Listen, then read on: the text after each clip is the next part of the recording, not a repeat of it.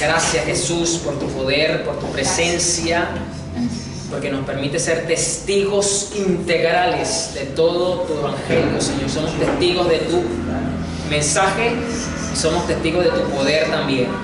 Señor, ara los corazones de tu pueblo.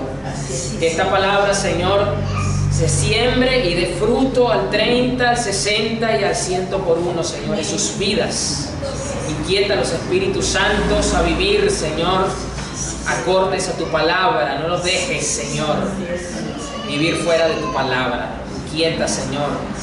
Y también ayuda a todo ministro que se pone delante de tu iglesia el día de hoy para servir, Señor, el plato que tú has preparado para tu iglesia hoy día.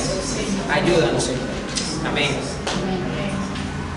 Dios es bueno. Amén. Vamos a 1 Corintios 9, 24 al 27. Leo la NTV. Tenga su Biblia, por favor, a la mano, ya sea en digital o en físico. Si usted va a la iglesia, usted necesita llevarse la Biblia. Si usted va al doctor, usted va a llevar lo que usted tenga encima. O si va para una consulta, usted va con los exámenes, pero usted no va con la mano vacía. Así que tenga su Biblia a la mano. Si usted va a visitar al enamorado o a la enamorada, usted le lleva un regalito, usted le lleva un presente.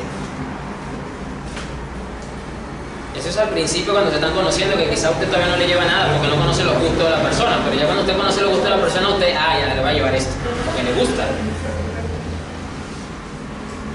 1 Corintios 9, 24 al 27.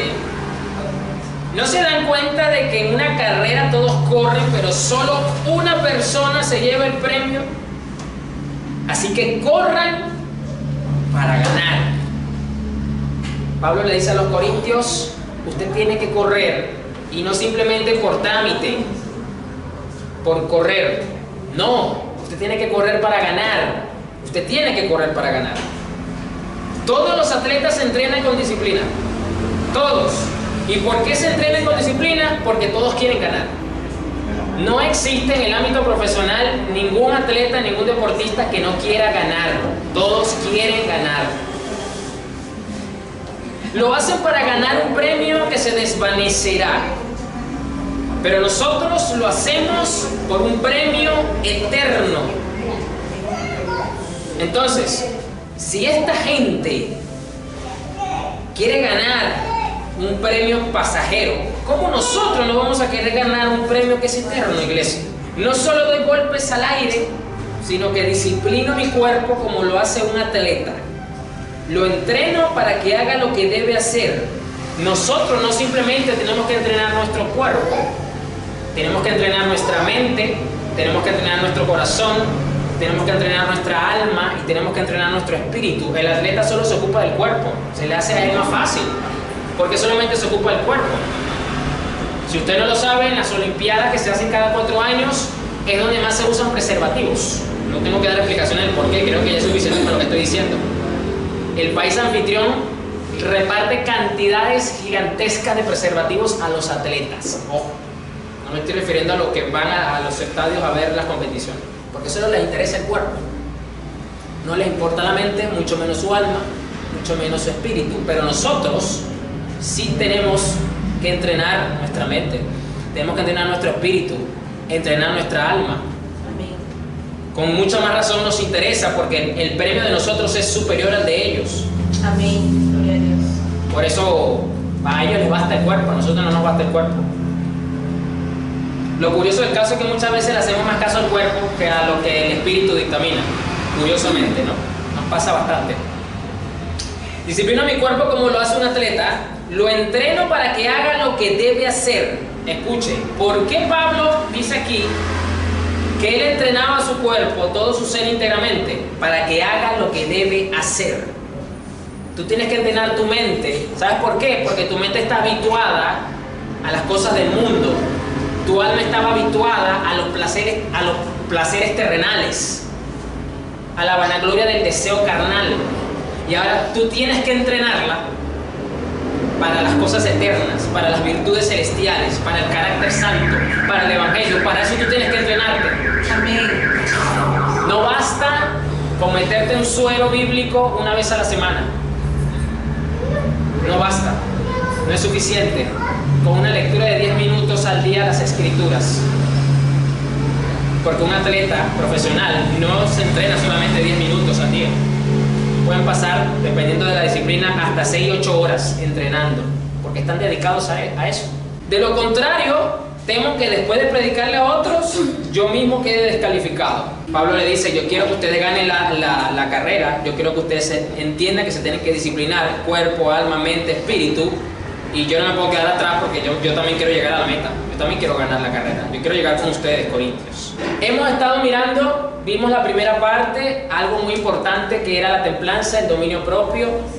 Luego pues entramos en una pausa porque vino la mudanza y Dios nos dio unos mensajes puntuales como para establecer e inaugurar el nuevo local.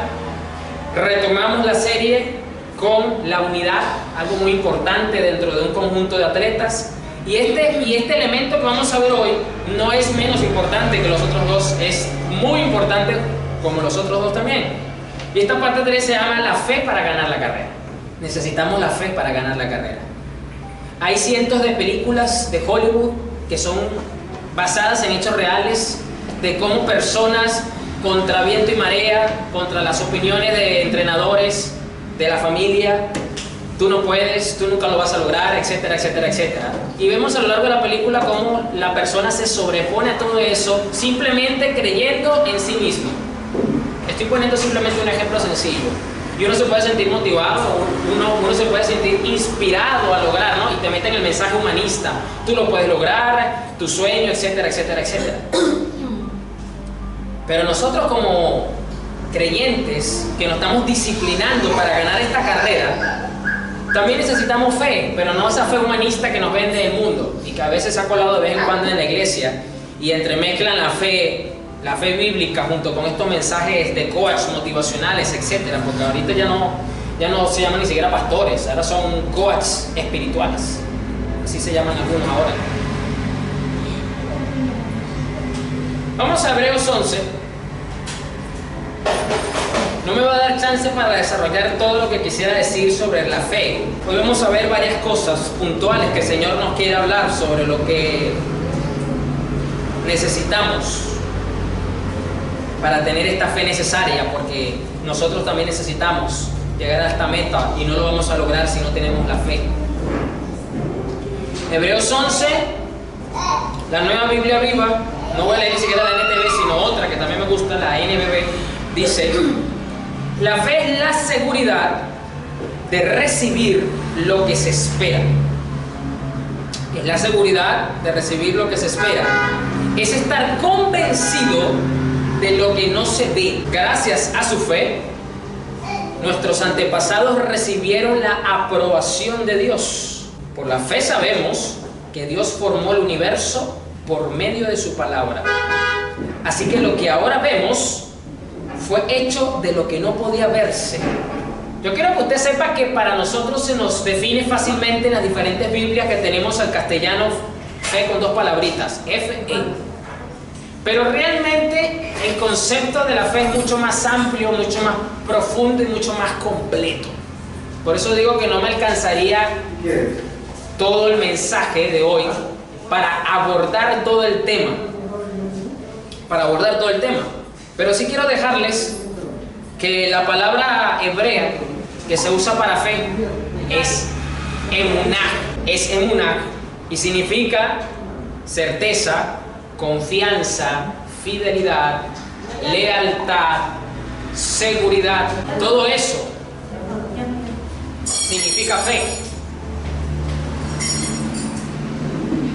Repito, la palabra hebrea que se nos traduce a nosotros como fe significa lealtad, confianza, seguridad, fidelidad, certeza, firmeza. Todo eso, pastor, significa para el hebreo, sí, para los judíos, cuando tú le hablas de fe, No le estás hablando simplemente de seguridad, no le estás hablando sencillamente de certeza de que va a recibir algo. Por eso digo que muchas veces se nos aborda este tema y es solamente desde un punto de vista nomás.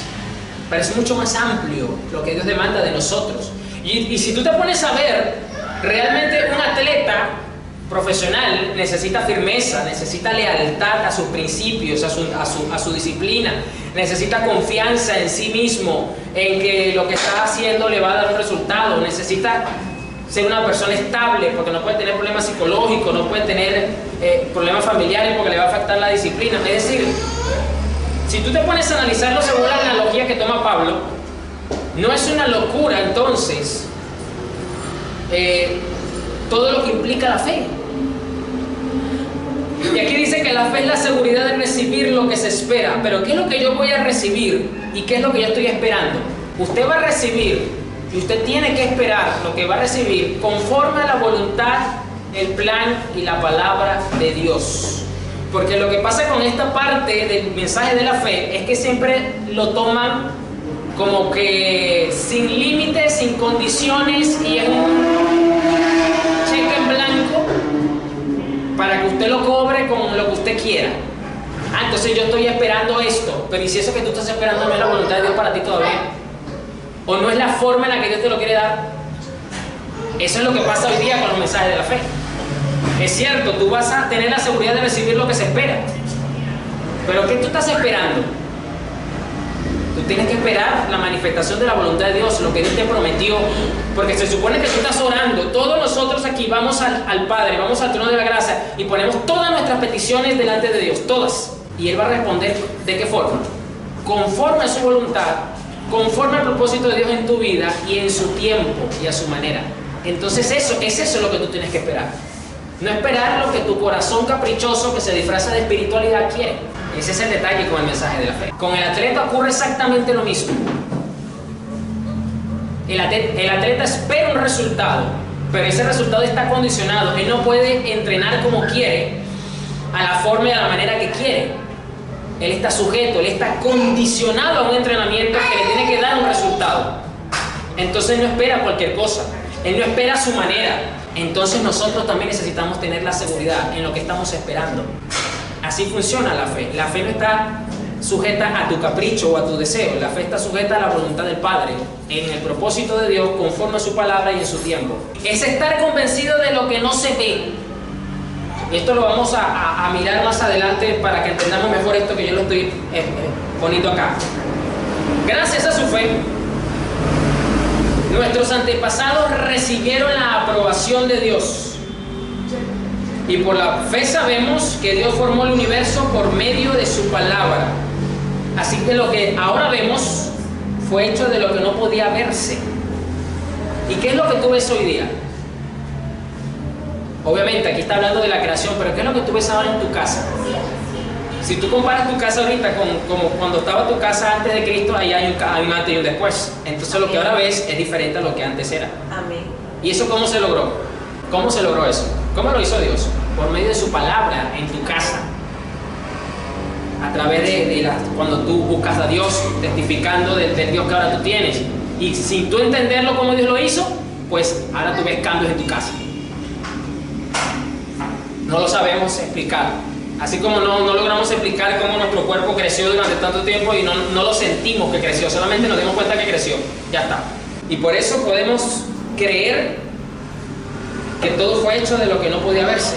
Vamos ahora a mirar varios elementos puntuales que tenemos que tener en consideración para que nosotros podamos ganar la carrera, apuntalar nuestra fe, hacer crecer nuestra fe y vivir por fe.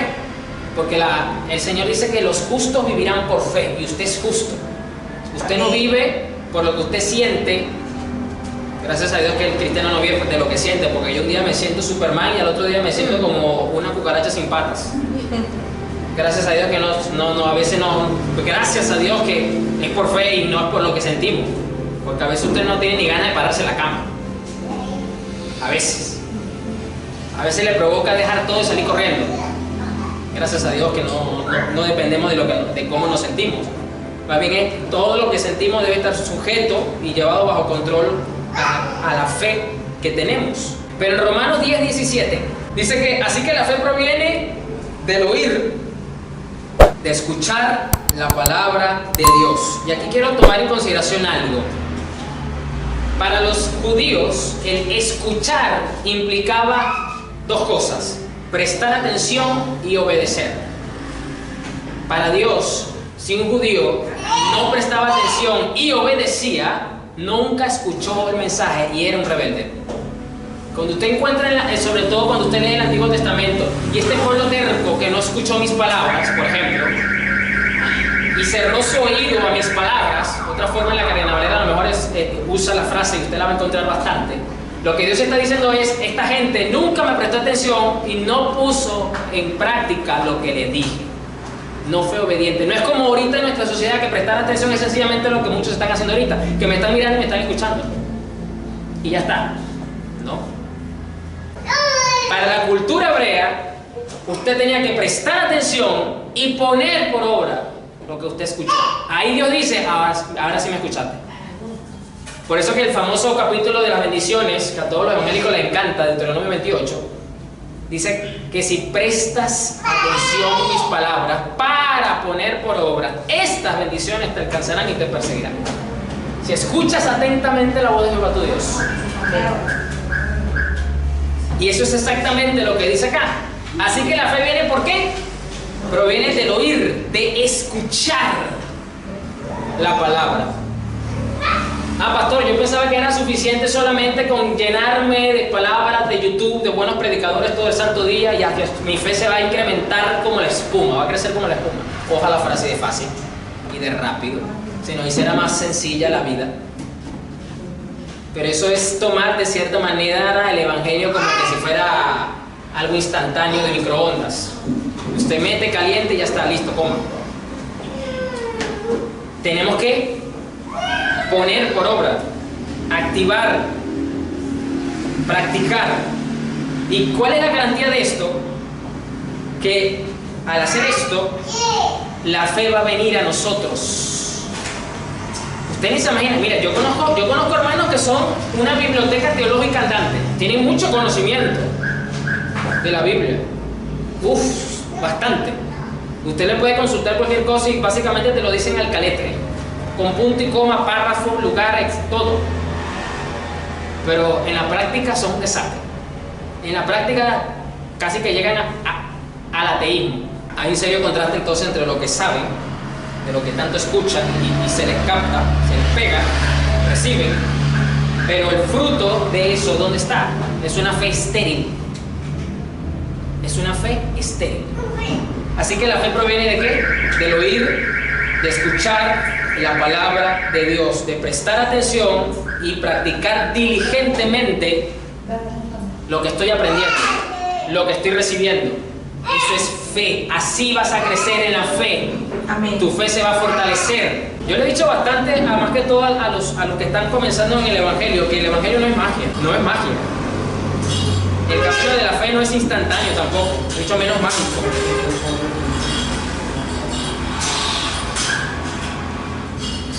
Vamos a 2 Corintios 4, versículo 13. Sigo con la Reina Valera 2020.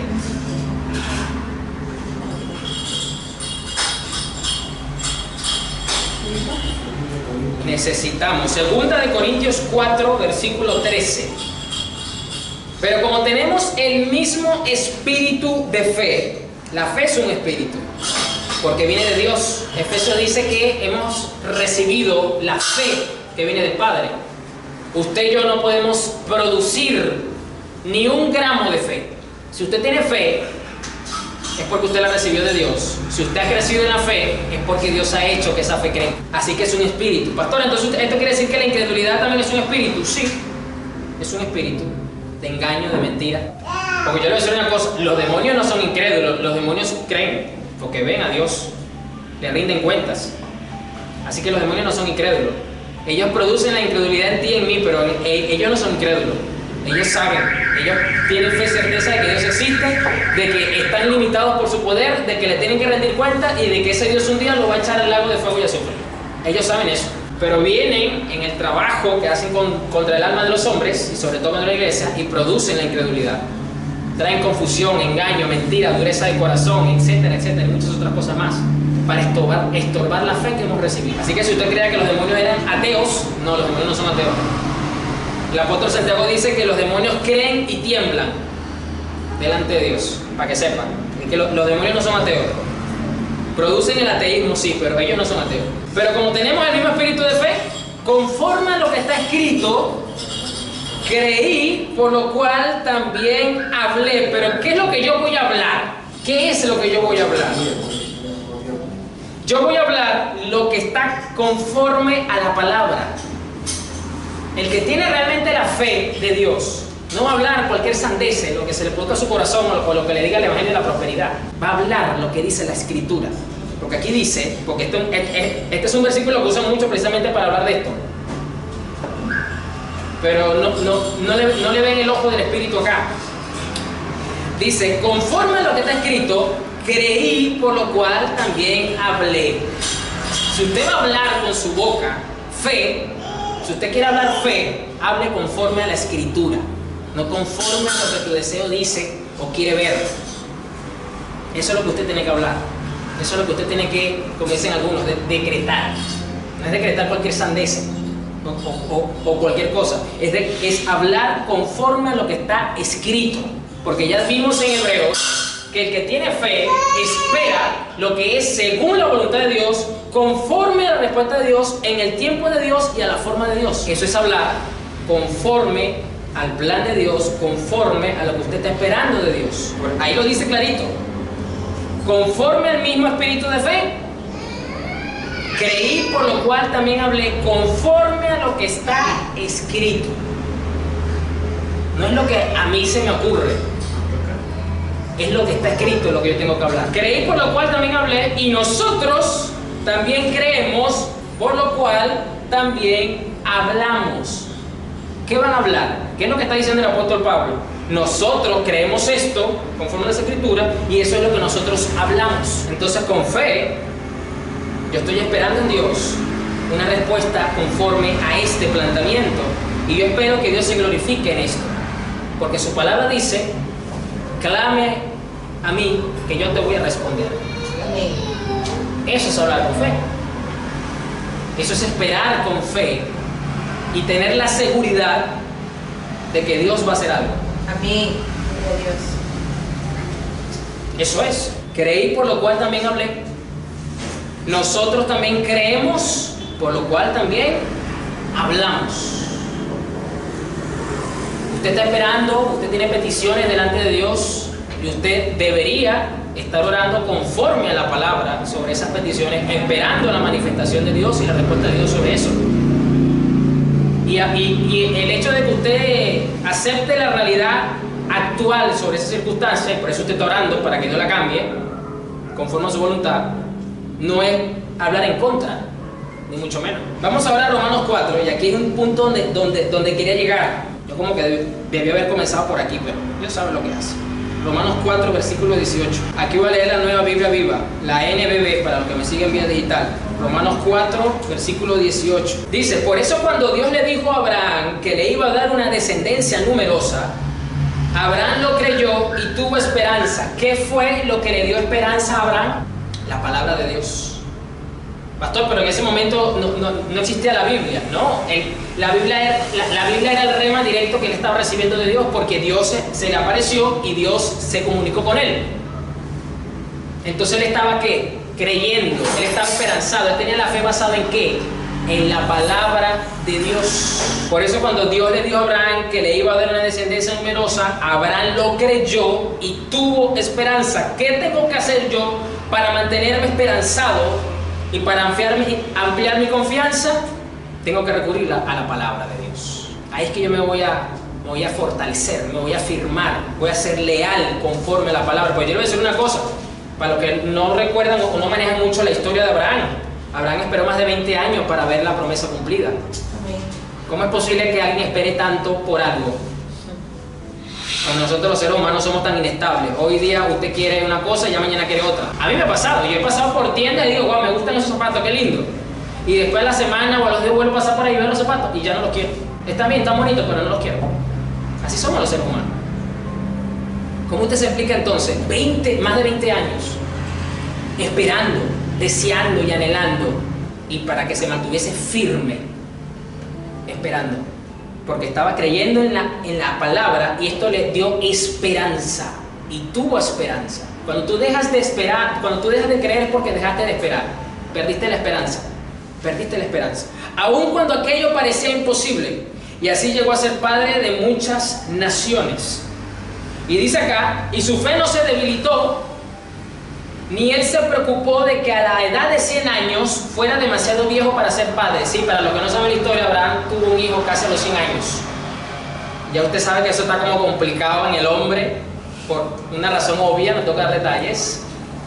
Y su esposa no era una Miss Universo de 20 añitos. Su esposa también, según lo que conocemos, Abraham le llevaba alrededor de unos 10 12 años a Sara de edad de diferencia. Así que si él tenía 100, Sara tenía unos 88, 89 años, para que usted tenga una idea. Así que la mujer también, ya pues, naturalmente hablando, era muy complicado que dos ancianos, dos abuelitos, tuvieran hijos.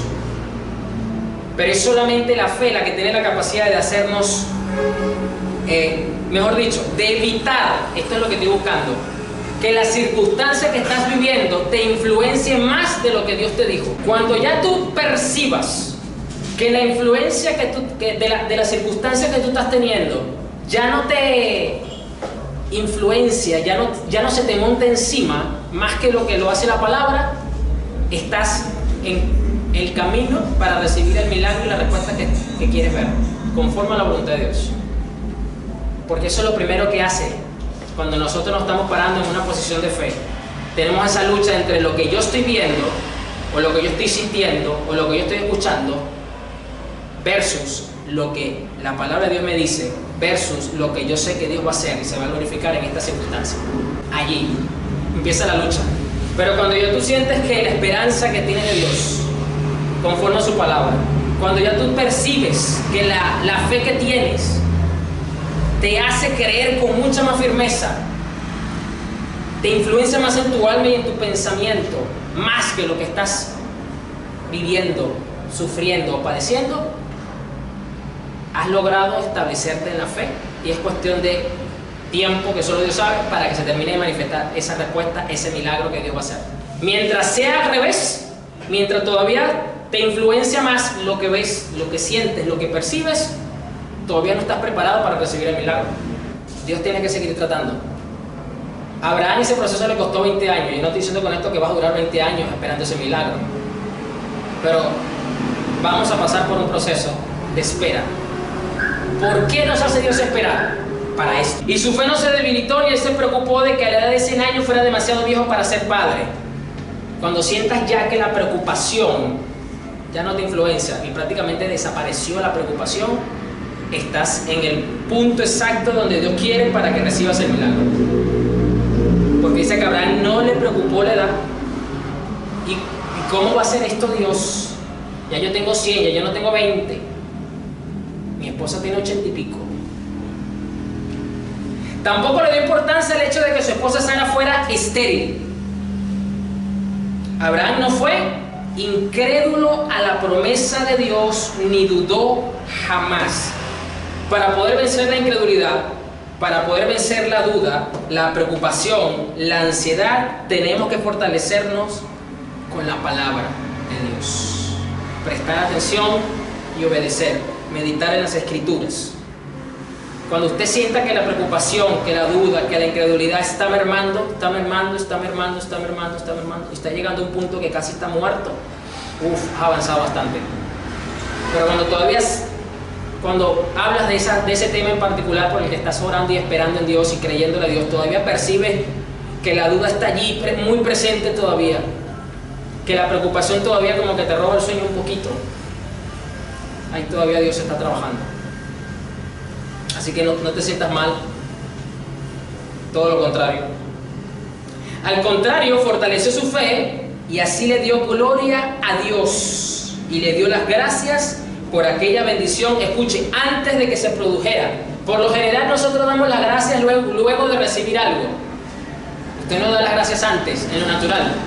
Pero un acto que fortalece tu fe y que afirma la seguridad de lo que estás esperando es que tú te conviertes en un adorador, en una persona en una persona que espontáneamente da gracias a Dios por eso.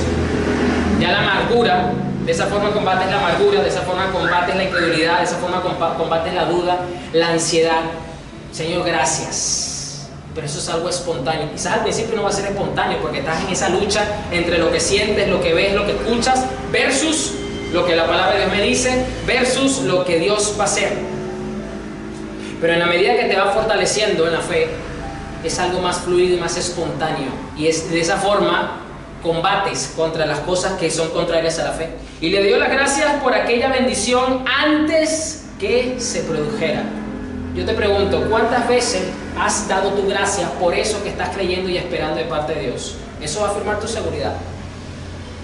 Mide, ¿es mayor la queja, la indiferencia o es mayor la acción de gracias?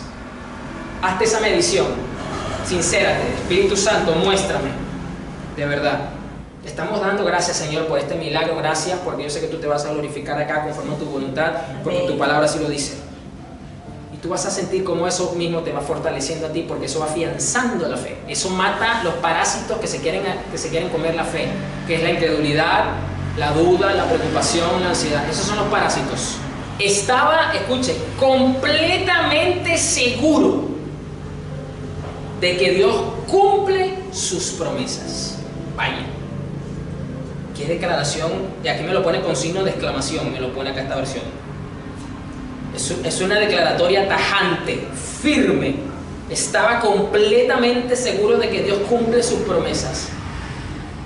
Le costó más de 20 años llegar a este punto, como lo describe aquí el apóstol. Pero no había preocupación, no había duda, no había ansiedad, no había incredulidad. Estaba completamente seguro. Hazte esa pregunta. ¿Estás tú completamente seguro de que Dios va a hacer un milagro allí, de que Dios va a responder, de que Dios va a cumplir su promesa? Amén. ¿Estás completamente seguro?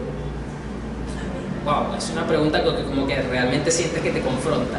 Hasta que no estemos completamente seguros, nuestra fe no va a ser firme, estable, y no vamos a poder recibir lo necesario para ganar, para llegar al final. Vamos ahora a Santiago 2, versículo 14. Aquí leo la NTV. Santiago 2.14. Creo que el pastor Carlos me pareció que mencionó algo de Santiago por ahí relacionado a la fe. Creo que fue en Santiago. Santiago 2.14. Hay otro elemento importante que creo que ya lo hablé un poco. Dice: amados hermanos, ¿de qué le sirve a uno decir que tiene fe si no lo demuestra con sus acciones? ¿Puede esa clase de fe salvar a alguien? Supónganse que venga un hermano o a una hermana que no tiene que comer ni con qué vestirse y uno de ustedes le dice: adiós, que tengas un buen día, abrígate mucho y aliméntate bien, pero no le da ni alimento ni ropa. ¿Para qué le sirve? Como pueden ver, la fe por sí sola no es suficiente. A menos que produzca buenas acciones, está muerta y es inútil. Y es inútil. A menos que produzca buenas acciones, está muerta y es inútil. Vimos en Romanos 4 que Abraham creyó. ¿Y cuáles fueron las acciones de Abraham para recibir esa promesa de parte de Dios? Porque a él se le apareció Dios y le dijo: yo te voy a hacer padre de naciones, vas a tener una descendencia. ¿Puedes contar las estrellas del mar? No lo puedo. Las estrellas del cielo no lo puedo. ¿Puedes contar las cosas ¿cómo se llama? De la arena. Los granos de la arena tampoco puedo. Bueno, así va a ser tu descendencia. Y Abraham, bueno, pero no tengo ni siquiera uno todavía, ¿cómo voy a tener tantos? Entonces, ¿dónde estaba la acción de Abraham? ¿Dónde estaba? Porque realmente en la historia de Abraham no vemos que él haya hecho muchas acciones. Podemos decir: bueno, pastor, pero es que le salvó la vida a Lot. Claro, pero eso fue más un acto de misericordia y de bondad hacia su sobrino que otra cosa. Eso no fue algo que Dios le mandó a hacer, pero que tampoco Dios se opuso, porque él actuó conforme al carácter de Dios. Dios es misericordioso y bondadoso, ¿no? Amén. Entonces, ¿dónde estaba el accionar de Abraham aquí? En la obediencia que tuvo con Dios. Voy a poner un ejemplo sencillo. En Génesis, él estaba en Ur de los Caldeos, no conocía al Dios verdadero todavía, era un idólatra pagano. Y se le aparece Dios y le dice: sal de tu tierra y de tu parentela a la tierra que te voy a mostrar. No le dio más detalle, no le dijo más nada. ¿Y qué dice la escritura luego? Que Abraham acomodó toda su familia. Su obediencia no fue perfecta, porque le dijo: sal de tu tierra y de tu parentela. Y él se llevó al otro. Quizás, como no tenía hijos, era su sobrino que lo veía como un hijo, tenía una relación familiar con él muy, muy cercana, lo quería mucho y por eso se lo llevó. Es posible. Es posible. No fue perfecta su obediencia y por eso él tenía que ser perfeccionado en el camino. Esa fue su acción. Fue obediente, fue diligente. Amén. Delante de Dios. Y en el camino eso se fue perfeccionando. Se fue perfeccionando porque él cumplió con esa primera palabra que Dios le dio. Tiempo después, cuando ya había problemas entre los pastores de él y los pastores de Lot, ahí fue que hubo la separación y Lot decidió y se pasó a Gomorra, y usted sabe el resto de la historia para los que no han leído con más frecuencia. Eso nos demuestra entonces que aunque su accionar no fue perfecto, pero tuvo un inicio, tuvo un comienzo. Lo mismo va a ocurrir contigo y conmigo, y eso es lo que se nos demanda acá. ¿Cuál es tu accionar?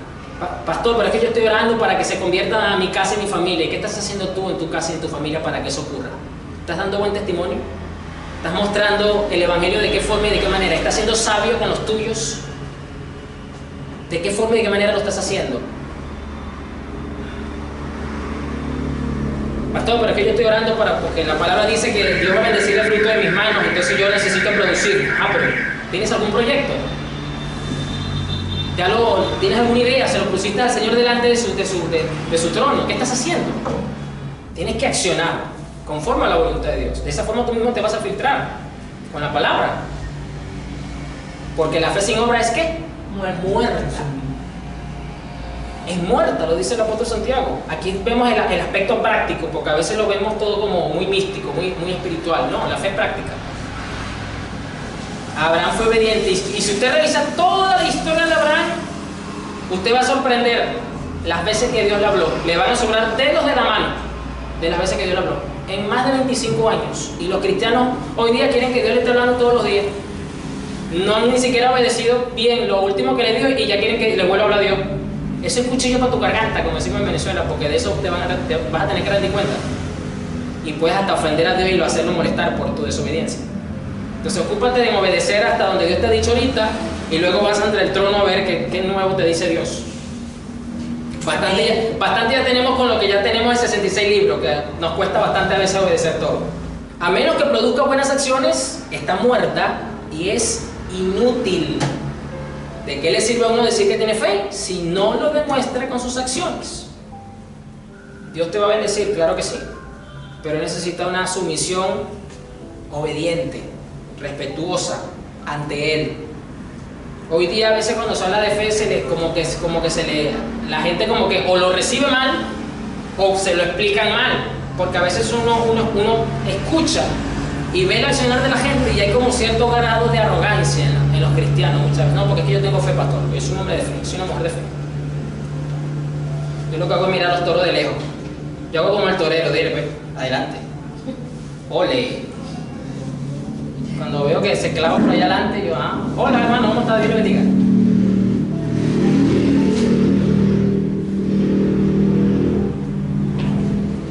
Vamos a Proverbios 3, versículo 5. Vamos a mirar aquí otro elemento puntual que es un obstáculo que nosotros mismos nos ponemos a la hora de caminar por fe, de vivir por la fe para lograr las metas, para llegar a alcanzar la meta, como dice Pablo, que estamos entrenando para ganar la carrera. Proverbios 3, versículo 5, aquí leo la versión TLA.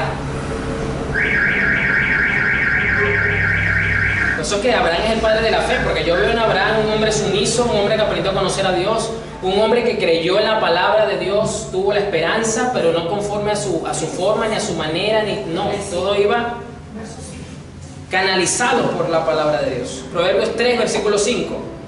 No creyó nada fuera ni en forma. Y las veces que quiso hasta pretender ayudar a Dios, Dios le dijo, ese no es.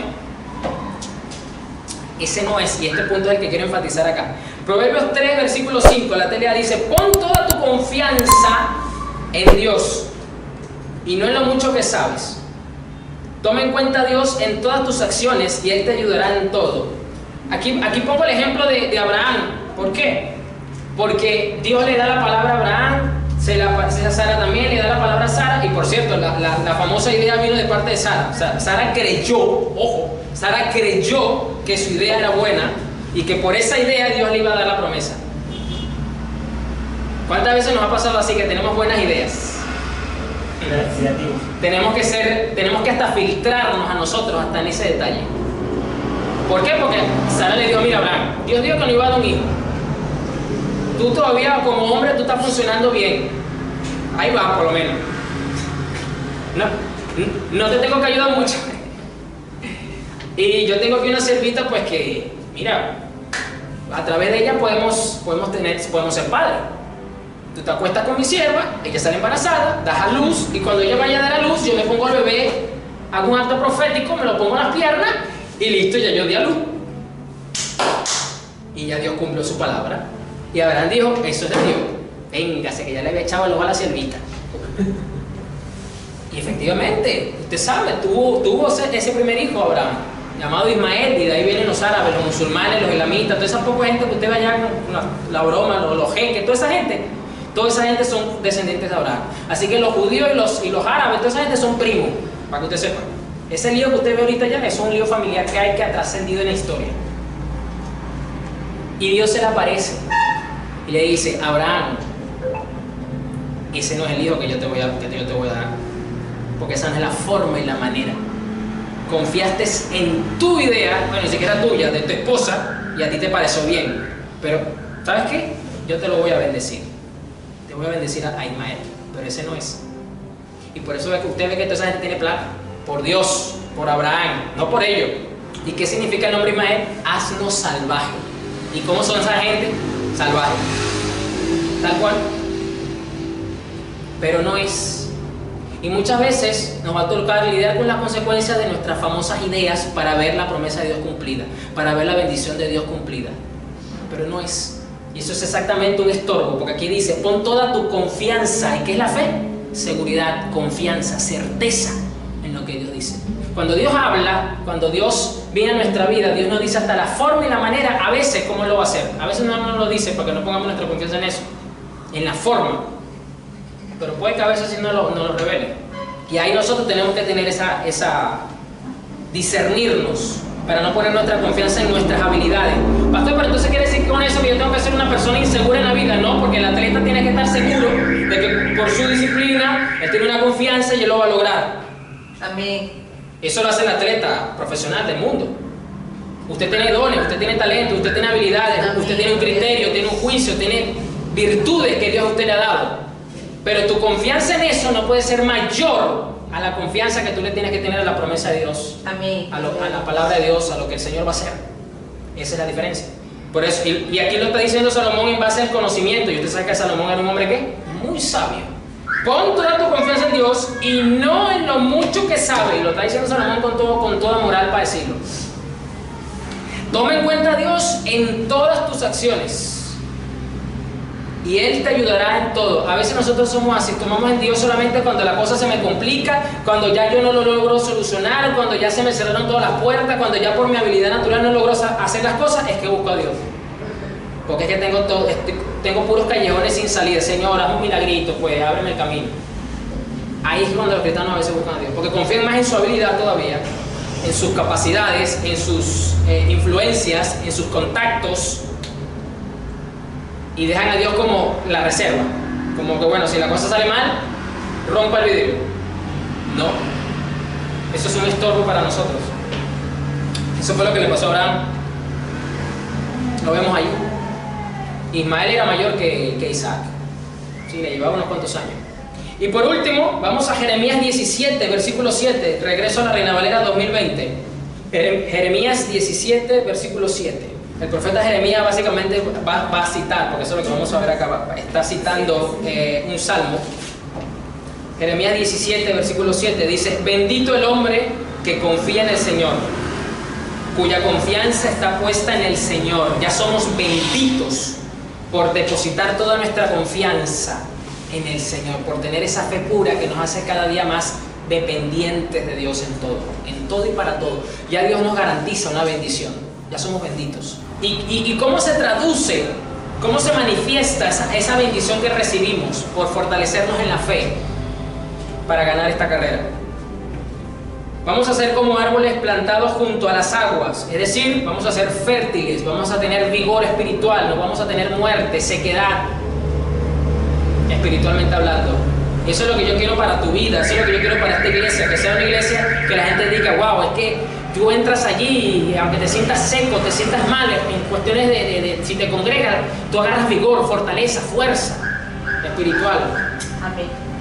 Porque te enseñan a confiar a Dios, en Dios. Te enseñan a creer en Dios y te enseñan a creerle a Dios. Son dos cosas muy distintas. Usted tiene que creer en Dios, ya que todos están claros que tienen que creer en Dios, pero creerle a Dios es donde estamos aprendiendo a creerle a Dios.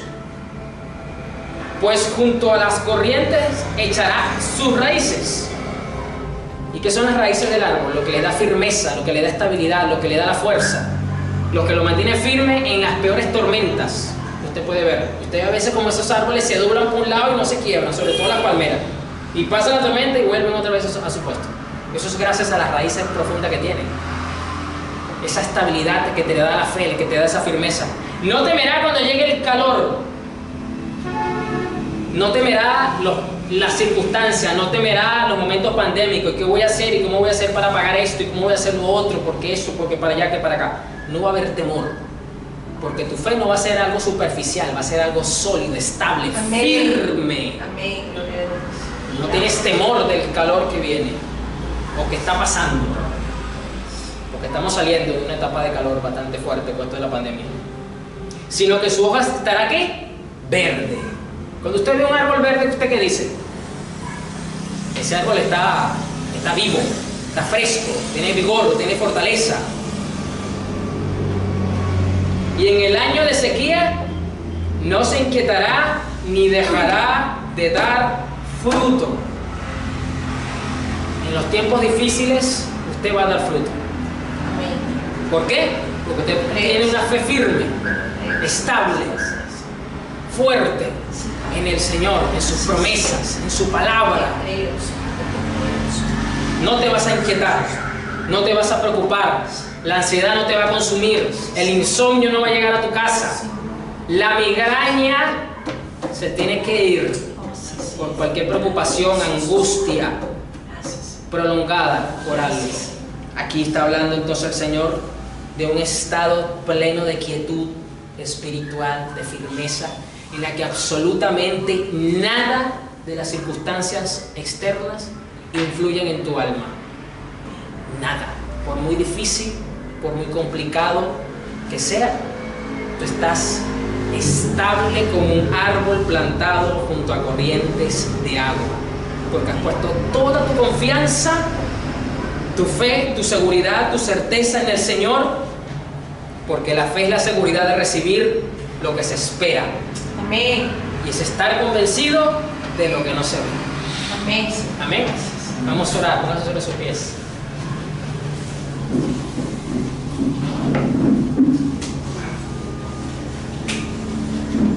Oh Jesús, gracias Señor. Gracias.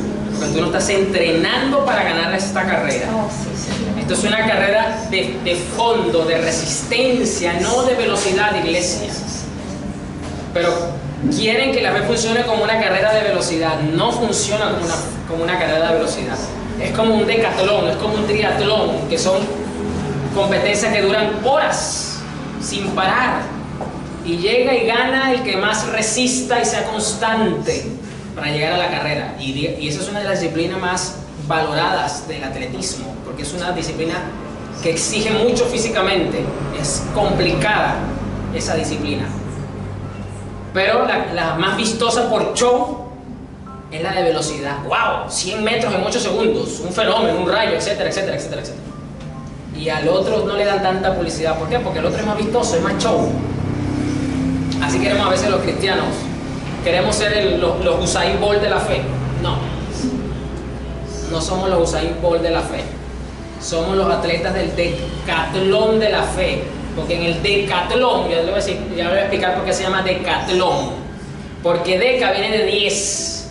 Son 10 actividades deportivas que tienen que hacer en la travesía sin parar hasta llegar a la meta. Miren lo complicado. Sin parar, no es que terminaste una, te sentaste 2 minutos, te tomaste agüita, el agua se la toman, pero siguen. No se pueden parar. Y gana el que llega al final. Miren lo complicado, por eso es el decatlón. Amerita que mucha disciplina. Y nosotros como creyentes, por eso digo que el cristianismo se parece más al decatlón, porque usted no va a pasar 10 obstáculos, usted puede pasar más de 10 en la vida. Pero al final, en la meta te está esperando Jesús. Amén. Y en el camino, vas con Jesús también. Amén. Y eso es lo que Dios quiere. Así es. Gracias, Señor, Gracias. porque tú no estás entrenando para ganar esta carrera. Tú estás apuntalando la fe de tu pueblo. Estás fortaleciendo esta fe, Señor, esta seguridad y esta certeza en tus promesas, Señor Jesús, para que ellos crean, Señor, sin dudar, sin titubear, como dice tu palabra, para que estemos completamente seguros de que recibiremos lo que esperamos, con toda seguridad, Señor, alimentados conforme a tu palabra, Señor Jesús, que la ponemos por obra, que la practicamos, porque no es una fe muerta, Señor Jesús. Creemos y por lo cual creemos, actuamos. Y por eso hablamos de ello, Señor, conforme a tu palabra, conforme a lo que está escrito, Señor. Gracias, Jesús, porque tú cada día nos enseñas y te preocupas por el estado, por el bienestar de nuestra alma, Señor, porque nos quieres ver como árboles plantados junto a corrientes de agua, Señor, que da su fruto a su tiempo y su hoja no cae. Y todo lo que hace, Señor, prospera para tu gloria. Oh, sí. Padre, bendice a tu pueblo de esta manera, Señor, que cualquier sequedad que tengan, Padre, que sea convertido en hojas verdes, Señor, que ellos echen raíces profundas, porque todos tienen raíces, Señor, pero tú quieres que tengan raíces profundas, que lleguen, Señor, mucho más adentro, para que succionen de la savia, Señor, de tu palabra, de esa vid que eres tú, Señor, porque sin ti nada podemos hacer, Señor, porque tú eres la vid. Gracias, Jesús. Amén. Amén.